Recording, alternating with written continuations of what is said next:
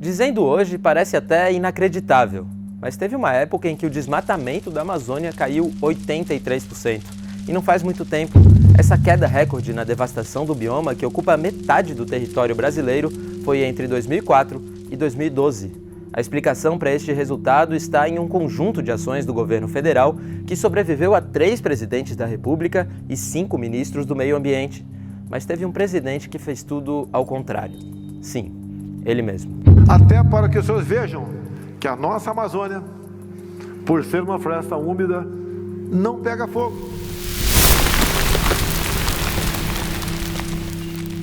Pesquisadores, ONGs e ativistas do Brasil e do mundo são praticamente unânimes.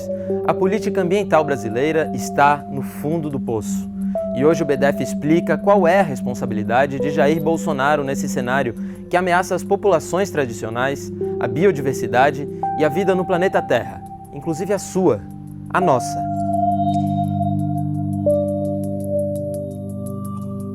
Tá certo, não é como se o Brasil antes não desmatasse ou a política ambiental não tivesse problemas, mas não tem como comparar. Já logo de cara, o primeiro ministro do Meio Ambiente do governo Bolsonaro foi o Ricardo Salles, o ministro da boiada. Então, para isso precisa ter um esforço nosso aqui, enquanto estamos nesse momento de tranquilidade no aspecto de cobertura de imprensa, porque só fala de Covid, e ir passando a boiada. Mas antes de ele definir dessa forma a política ambiental do governo Bolsonaro, ele já tinha agido para garantir que a boiada passasse.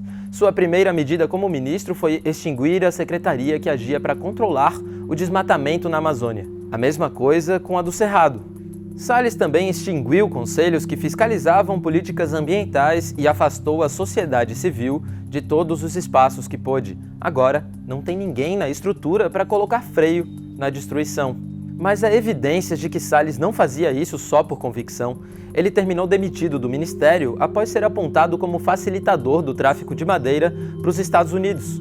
Quem esperava que tudo melhorasse com a saída de Salles é porque não lembra que antes mesmo de Bolsonaro assumir a presidência, a devastação da Amazônia já começou a acelerar, em 2018, como consequência do seu discurso de campanha contrário à fiscalização ambiental. Na época, ele chamava a fiscalização de indústria da multa no campo. Com Bolsonaro eleito, a situação é claro que piorou. Primeiro aumentaram as ações violentas contra fiscais ambientais e diminuiu o investimento. Em 2021, o IBAMA gastou apenas 41% da verba destinada à fiscalização na Amazônia. Só 1,3% dos alertas de desmatamento foi fiscalizado pelo IBAMA.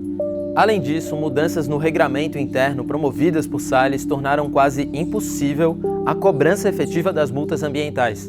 O crime ambiental se empoderou e quem perdeu foi a floresta e seus habitantes. Como queria Salles, a boiada passou em ritmo cada vez mais acelerado. O desmatamento na Amazônia cresceu 56,6% nos últimos 3 anos. Entre agosto de 18 e julho de 21, ela perdeu uma área do tamanho da Bélgica de vegetação nativa. No Cerrado, a área desmatada em 1 ano foi equivalente a 7 vezes a cidade do Rio de Janeiro. O Pantanal, a maior planície úmida do planeta, pegou fogo, e não foi pouco. As queimadas aumentaram 210% em 2020, em comparação com o ano anterior. E na Mata Atlântica, a perda de cobertura vegetal cresceu 66% em 2020 e 2021, comparando com os 2 anos anteriores. Enquanto deixava Ricardo Salles sabotar o regramento ambiental e a fiscalização, sabe para quem Bolsonaro entregou a responsabilidade por combater o desmatamento? Para os militares.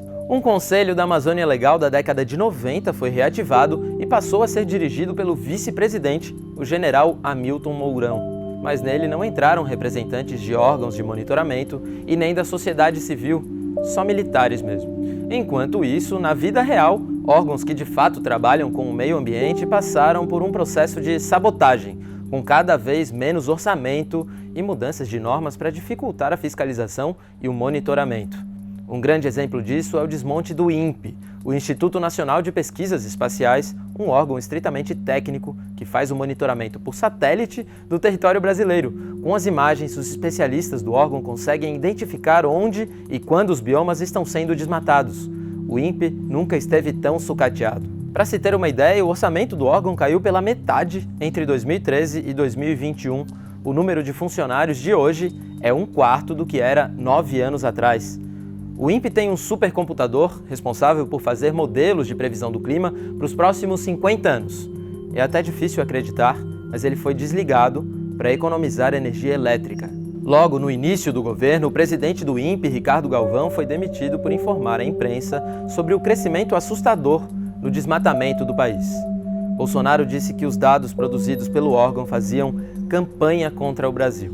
Só que na prática, quem tem criado fake news não são os órgãos técnicos. A Meta, dona do Facebook, descobriu que 2 oficiais da ativa do Exército criaram perfis falsos espalhando desinformação sobre a Amazônia, com páginas fake elogiando o governo federal. Afinal de contas, por que a floresta é destruída? Quem tem a ganhar com isso? A resposta está no agronegócio. As grandes empresas do setor juram de pé junto que fazem de tudo para não comprar commodities produzidas em áreas desmatadas ilegalmente. Só que não é bem assim. Entre 2000 e 2012, 90% da floresta desmatada virou pasto para gado e plantio de soja. Estudos indicam que essa dinâmica se acelerou sob Bolsonaro. Um estudo do IPAM mostrou que a era Bolsonaro inaugurou uma nova dinâmica de devastação, mais acelerada e estimulada pela falta de fiscalização e pelos retrocessos nas legislações que passam no Congresso. Já existe até um novo arco do desmatamento no Brasil, que vai do Acre até o Maranhão. Empobrecida e sem alternativa, a população que mora no entorno das áreas preservadas acaba vendo uma oportunidade de sair da miséria em atividades ilegais, como corte de madeira ou garimpo.